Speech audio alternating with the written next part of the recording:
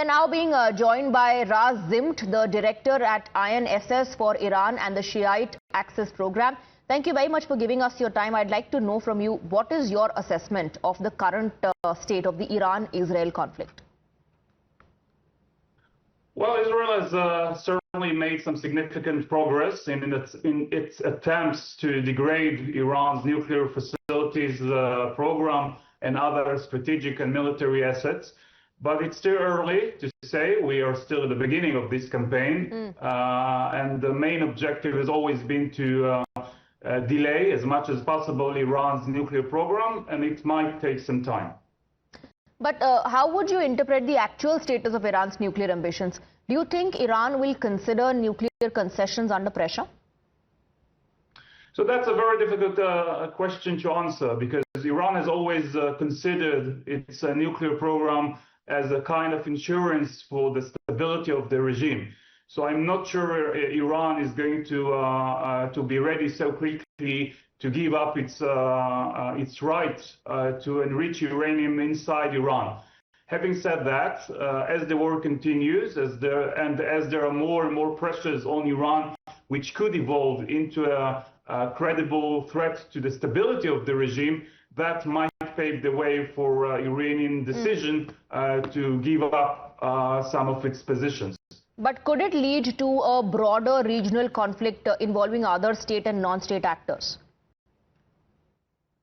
Well, I certainly hope that it won't happen. I think that it's mostly up to Iran. If Iran wants to expand the war into a regional war, it can certainly do that. If Iran decides to attack U.S. bases in the region or strategic assets in the Gulf, that could certainly evolve into a regional escalation. But my sense is that right now Iran doesn't want to take this risk. Iran doesn't want to engage the United States into a direct war with Iran. And if that's the case, then I think that we will probably see the continued efforts by Iran to concentrate on Israel, and we will continue to see this direct confrontation between Israel and Iran without being dragged to a regional confrontation. But, do you think the axis of resistance has been weakened after months of sustained confrontation with Israel? Yes, of course. I think it's very clear that Hamas is very much weakened. Hezbollah, which has always been the #1 priority from the Iranian perspective in the region, and its main element in order to deter Israel and even to retaliate in case of an Israeli activity against Iran.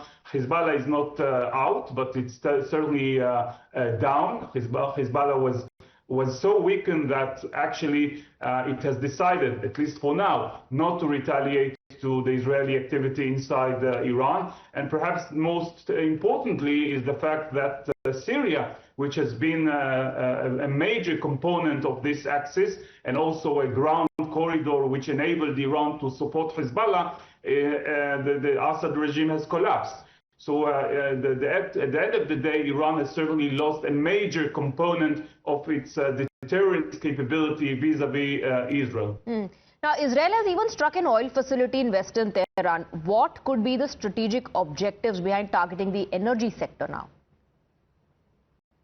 So I'm not sure that the energy installation is one of the priorities right now from the Israeli point of view.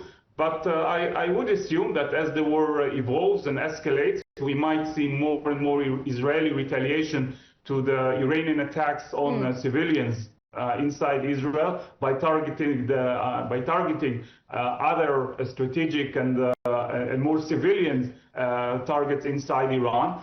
And although I said that the main objective by Israel is to degrade Iran's nuclear program, there is also a secondary objective, and this is to weaken the Iranian regime. And one of the ways to do that is targeting economic and other strategic infrastructures in Iran, which might perhaps put more pressure on Iran to soften its position in a future negotiations.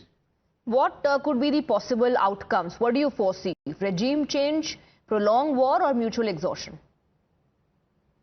I don't think that regime change right now is on the table. Of course, we can't know if and when the regime in Iran is going to change, but this is certainly not the objective of the Israelis. I personally have always said that if there is going to be a regime change in Iran, it's going to be from inside Iran rather than forced upon Iran from the external. But having said that, as the war evolves, there is always a possibility that the Iranian regime will be weakened even further, that it will lose vital abilities and capabilities relating to its security, military, intelligence apparatus, and that by itself, at the end of the day, might perhaps weaken the Iranian regime up to a point where it's becoming more vulnerable to domestic, not just to external threats from inside. Now, there are reports that Donald Trump vetoed an Israeli decision to assassinate Ayatollah Khamenei. But was this on cards? I don't think so. I'm not sure that at this point Israel wants to target Iranian leadership. But again, it all goes back to the question of how this war is going to evolve. I think that if, as we all expect and hope, this war is going to be over in a matter of several weeks, and Israel accomplishes its main objectives, mostly referring to Iran's nuclear and perhaps missiles capabilities, I see no reason for Israel to try and target the Iranian leadership or the political leadership, because the military leadership is something else.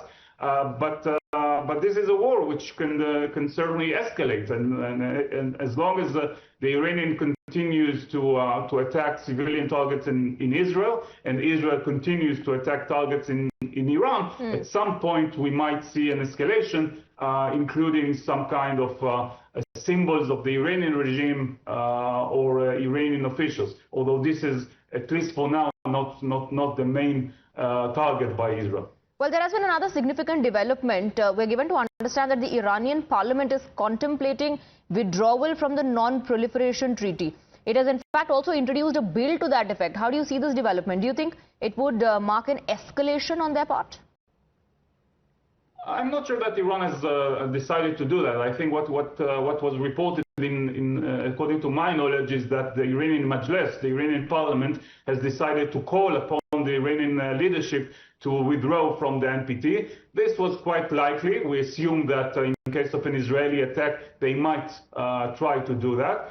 But at the end of the day, I still think that Iran understands that with really withdrawing the NPT is a very risky decision. It can actually encourage the United States to play a direct role in the campaign against Iran. So I'm not sure that even a resolution passed by the Iranian Majlis will lead to the eventual decision by Iran to withdraw from the NPT. Although this is, of course, one of the tools which Iran is capable of using. Mr. Zimmt, thank you very much for joining us. Thank you for giving us your time.